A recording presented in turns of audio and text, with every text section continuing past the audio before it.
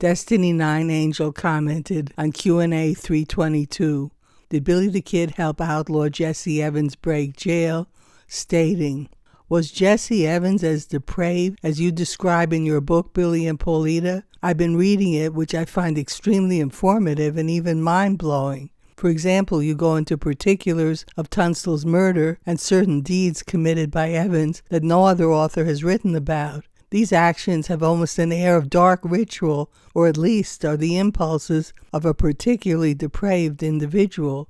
It will be of great interest if you could shed a little light on the sources to your retelling of Tunstall's murder." I replied, "Bear in mind that Billy and Paulita is a novel, fiction intended to be literature, but I drew on my experience as a psychiatrist treating extreme mental conditions and doing forensic consultation for the defense in murder cases uncovering mitigating factors. See my YouTube channel, Gail Cooper's Free the Menendez Brothers." As to my formulating Jessie Evans as depraved in the John Tunstall murder scene, I extrapolated from known information.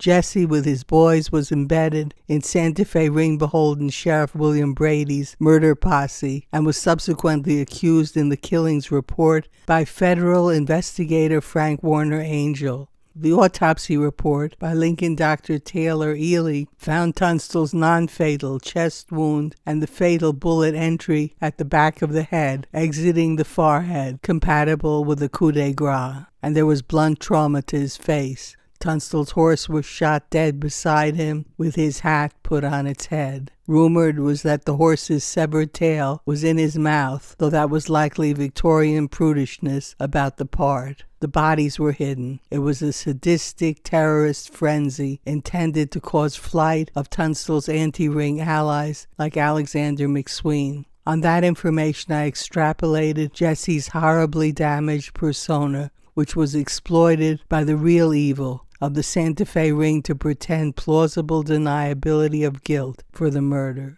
As to my sources, you seem to have the latest edition without my extensive bibliography. It's also in the same book published as Joy of the Birds. A similar one is in my book The Lost Pardon of Billy the Kid. I also recommend my book The Santa Fe Ring vs. Billy the Kid, which presents the information for my revisionist history of Billy the Kid.